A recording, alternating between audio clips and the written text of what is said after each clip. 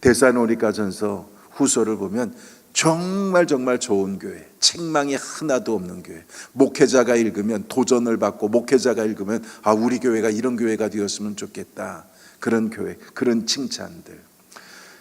너희가 주변의 모든 사람들에게 믿음의 본이 되었느니라. 하나님의 말씀 받을 때 사람의 말로 받지 않고 하나님의 말씀으로 받음이니라. 형제 사랑에 관하여 쓸 것이 없으면 너희가 이미 하나님의 말씀을 따라 너희가 서로 사랑함이라. 이렇게 해서 7가지 칭찬 참 넘치는 교회가 이 데살로니가 교회였어요. 여러분, 우리 좋은 성도 되시고, 우리 좋은 성도들이 모여 신앙생활하는 우리 교회는 데살로니가 교회와 같이 참 좋은 교회, 은혜로운 교회가 되기를 바랍니다. 근데 2장의 1절부터 오늘 5절, 조금 더 나아가면 7절까지 보면 사도 바울이 내가 복음을 전하는 이 나의 소신, 내가 복음을 전하는 방법, 그것을 쓰고 있어요. 사도 바울의 깊은 진심이 보이고 목회자의 진심이 보이고 그렇습니다. 사도 바울의 일생을 2가지로 표현한다면 첫 번째는 평생의 사명자, 하나님 앞에 귀하게 쓰임받았던 평생의 사명자. 여러분, 많은 열매 맺었고 이방인의 사도가 되었고 혼자 정말 위대한 복음의 역사를 이루었어요. 또 하나는 고난과 핍박을 많이 당하였던 고난의 연속의 삶을 살았던 사람, 그게 사도 바울입니다. 가는 곳마다 핍박과 박해를 당하고 하나님이 나를 정말 죽기로 작정된 자같이 끄트머리에 나를 두셨도다. 고린도전서 4장에 나와요. 하나님이 나를 만물의 찌꺼기와 같이 두셨고 나는 사람들과 천사들 세계에서 구경거리가 되었고, 그런 구절들 보면 정말 사도 바울은 하나님의 일하고 복음을 전하고 많은 곳을 다니지만 고난, 핍박, 환난, 시련, 이것이 그의 평생에 참 많았습니다. 그러면서도 사도 바울이 흔들리거나 그리고 주저하지 아니하고 그가 복음을 전하였던 나의 소신, 그것을 데살로니가전서에서 밝혀요. 여러분, 2절 말씀 한번 보십시오. 2절. 너희가 아는 바와 같이 우리가 먼저 빌립보에서 고난과 능욕을 당하였으나, 빌립보에서, 저를 보세요. 빌립보가 데살로니가 앞에 도시예요. 유럽의 마게도냐, 유럽으로 넘어가 제일 첫 번째 도시가 빌립보고, 빌립보 다음이 데살로니가예요. 지금 내가 데살로니가서를 쓰는데 내가 데살로니가에 복음을 전하기 전에 빌립보에 먼저 복음을 전했는데 거기서 고난과 능욕을 많이 당하며 하나님의 선한 싸움을 싸우며 복음을 전한 것을 너희가 아느니라. 빌립보에서 갔어요. 처음 들어가는 성읍입니다. 그리고 내가 누구에게 복음을 전할까 하고 빌립보 강가에 갔더니 여인들이 거기에 많이 모여 있어요. 그들에게 복음을 전하는데 성령님께서 사람들의 마음을 여시니 은혜를 받습니다. 루디아라는 자주색 옷감장수, 보랏빛이잖아요. 자주색. 중동의 카타르, 여러분 보라색, 그게 국가의 색깔이잖아요. 자주색 옷감장사 루디아, 그의 마음을 열어 큰 은혜 받게 하시고 루디아의 가정에서 날마다 복음을 전하고, 그가 부자입니다. 장사하는 사람입니다. 음식을 대접하고 자기의 집을 열어 예수 믿는 사람들 하나님 앞에 예배하기를 시작해서 빌립보 교회가 거기서 시작돼요. 그런데 많은 고난과 능욕을 당하고, 그 빌립보에 점치는 귀신이 있었어요. 주인이 어떤 여종을 놓고 그 종이 귀신 들려서 사람들에게 점치는 거예요. 그리고 돈을 받아요. 그러면 그 주인이, 그 여종이 점치며 받은 돈을 다 착복하는 거예요. 귀신의 역사로 사도 바울이 귀신아 떠나가고 나가라 명하였더니 예수의 이름으로 그 귀신이 다 떠나갔어요. 귀신이 없어요. 점칠 수가 없어요. 이 주인이 사람들을 격동해서 우리가 알지도 못하고 듣지도 못하고 믿지도 못할 그런 이 이야기를 전한다고 하면서 그냥 사도 바울을 모함하고 그를 붙들어 옥에 가두고 매를 많이 때렸어요. 그 능욕하고 바울과 신라가 매 많이 맞고 감옥에서 밤을 맞았는데 찬송하고 기도할 때 옥토가 흔들리고 지진이 나고 옥문이 열리고 쇠사슬이 다 풀어지고, 그리고 하나님의 천사가 그를 끄집어내는데 간수가 그걸 보고 도망하니까요, 죽으려고 할 때 죽지 말라, 내가 어찌하여 구원을 받겠습니까? 주 예수를 믿으라, 그리하면 너와 네 집이 구원을 얻으리라. 이게 빌립보에서 일어난 일이에요. 그렇게 나와서 간수가 구원받고, 그리고 빌립보에서 떠나 그리고 이른 데가 데살로니가예요. 그리고 데살로니가에서 복음을 전하는데 많은 헬라인, 적지 않은 헬라인들이, 헬라인은 로마 사람이거든요. 적지 않은 헬라인과 귀부인들이 바울과 신라의 복음을 듣고 그를 따르고 예수님을 믿게 됩니다. 그러니까 굉장히 높은 수준의 사람들도 사도 바울과 신라의 복음을 듣고 가슴이 뜨거워지고 복음을 이해하고 받아들이고 믿고, 그러면서 이 데살로니가에도 정말 놀라운 일들이 일어나요. 특별히 초대교회들은 다 가정교회로 시작된 곳이 많은데 야손이라는 사람의 집에서 데살로니가 교회가 시작됩니다. 야손이 그의 집을 열어 예배하고, 그리고 핍박과 박해가 있으면 그가 그것을 다 숨겨주고 덮어주고 자기의 물질로 공개하고, 야손의 집에서 데살로니가 교회 복음이 그렇게 시작되었어요. 자, 그러면서 사도 바울이 내가 복음을 전하는데 어떤 마음으로 전하는지, 어떤 소신을 가지고 전하는지, 내가 복음을 평생 전하는데 내 복음을 전하는 방법이 어떠한지를 전합니다. 여러분 눈으로 우리 3절 말씀 한번 보시길 바랍니다. 우리의 권면은 간사함이나 부정에서 난 것이 아니요 속임수로 하는 것도 아니라. 5절 말씀 한번 보세요. 5절, 너희도 알거니와 우리가 아무 때에도 아첨하는 말이나 탐심의 탈을 쓰지 아니한 것을 하나님이 증언하시느니라. 거기 보면 5개가 나와요. 나는 절대로 간사함이나 부정이나 속임수나 아첨하는 말이나 탐심의 탈을 쓰고 복음을 전하지 아니하노라. 여기 자막에 떴네요. 간사함이나 부정함이나 속임수나 아첨하는 말이나 그리고 탐심의 탈을 쓰고 나는 복음을 전하지 아니하노라. 그리고 7절과 8절에 보면 유모가 자녀를 기르는 것 같이 내가 사랑으로 하고, 또 보면 우리의 목숨까지도 너희에게 주기를 기뻐하는 것은 우리가 너희를 사랑하기 때문이라. 그러니까 오직 진실함과 사랑으로 부모가 유모가 자녀를 기르는 것 같이 내 목숨까지도 정말 기쁨으로 너에게 주려는 그런 진실한 사랑으로 내가 복음을 전하고 목회하노라, 그런 말씀이에요. 자, 여러분, 복음을 전하는 것과 목회하는 사도 바울의 마음이 그대로 담겨져 있어요. 반칙입니다. 반칙. 간사함이나 부정함이나 속임수나 아첨하는 말이나 탐심의 탈을 쓰고 복음을 전하는 것은 반칙이에요. 나는 반칙으로 복음을 전하지 아니하노라.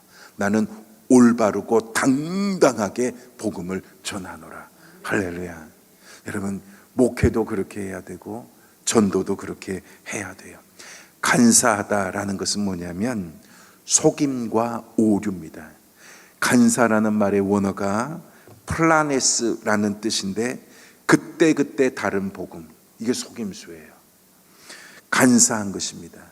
위기나 위험을 모면하려고 하는 것, 그리고 그 간사함이라는 것이 하나님의 말씀에 기초한 것이 아니라 사람의 지혜를 따라 사람의 말로 전하는 것, 이게 간사한 거예요. 사도 바울은 사람의 말로 사람의 지혜로 남을 설득하는 복음이 아니었어요. 나는 간사함으로 남을 오류에 빠지게 한다거나 진리가 아닌 것을 진리처럼 강조한다거나 전혀 그러지 않았어요. 세상에 그런 복음 많아요. 진리가 아닌데 진리라고 강력하게 외치고 사람들에게 전하는 것, 간사한 것, 오류에 빠지게 하는 것. 그때그때 다른 복음. 이런 복음이 어떻게 그때그때 다를 수가 있겠습니까? 복음은 언제나 어느 때나 보편적인 하나님의 진리를 품고 있는 건데, 근데 위기를 만났을 때, 또 사람들의 그 여러 부류의 사람들을 만났을 때, 이 사람에게 이렇게, 저 사람에게는 저렇게, 저 사람에게는 저렇게, 서로 다른 본질의 복음을 서로 다르게 전하는 것. 이게 간사한 거예요. 나는 간사함으로 오류를 따라 거짓 진리를 진리라고 외치면서 위기를 모면하기 위해 그때그때 다른 복음을 전하지 아니하노라. 나는 간사함으로 복음을 전하지 아니하노라.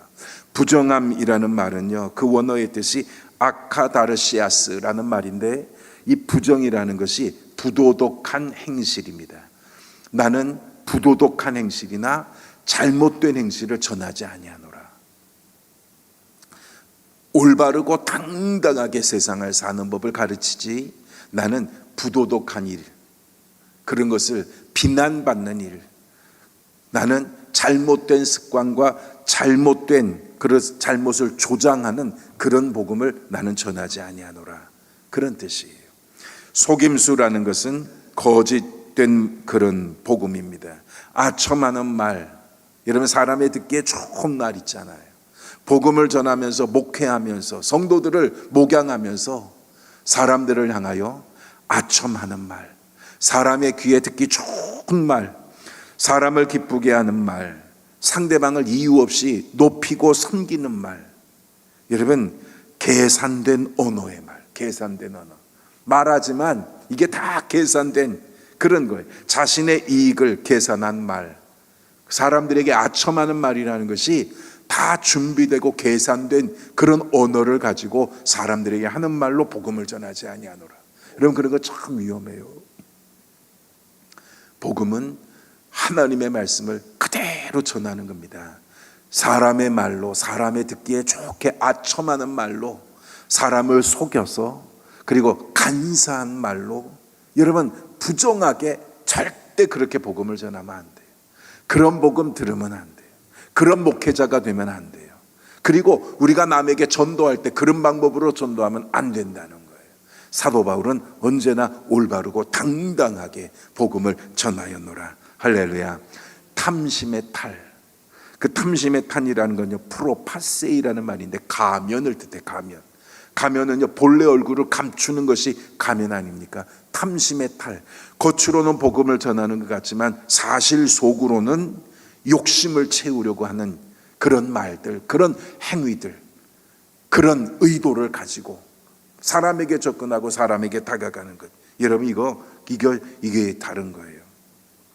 물질의 욕심, 이게 탐심의 탈이고, 그리고 자기를 따르고 물질로 섬기는 사람을 따로 관리하면서 그렇게 사람들에게 탐심을 채우려고 자기에게 잘하는 사람들 있잖아요. 물질로 섬기는 사람들 있잖아요. 그런 사람들을 따로 관리하면서 가면을 쓰고 대하는 것, 이것이 탐심의 탈을 쓴 거예요. 사도 바울이 나는 한 번도 간사함이나 부정이나 속임이나 아첨하는 말이나 탐심의 탈을 쓰지 아니하였노라. 할렐루야. 너무너무 소중한 사도 바울의 면모를 우리에게 보여줘요. 한국 교회가 부흥사님들, 또 부흥회를 통해 놀라운 부흥을 이룬 시대가 있었습니다. 저도 목회를 하면서 예전에 부흥회 우리 교회에서도 많이 해서, 제가 담임하는 교회에서도 참 잊혀지지 않는 건요, 어느 선배 목사님, 저하고도 내가 굉장히 젊었을 때고 시골교회 목회할 때니까요, 선배 목사님이 오셨어요.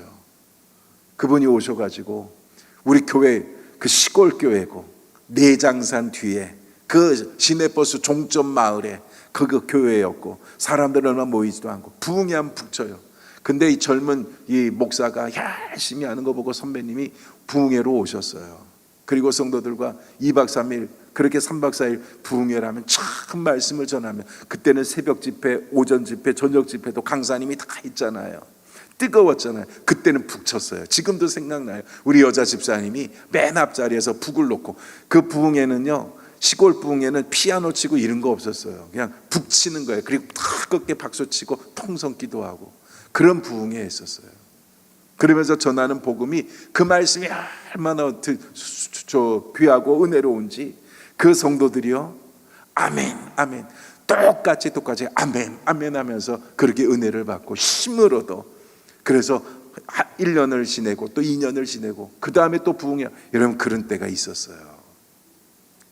사도 바울이 다니면서 복음을 전하는 것처럼 정말 순수하고 뜨거운 성령을 전하던 그런 부흥의 시대가 있었어요. 할렐루야.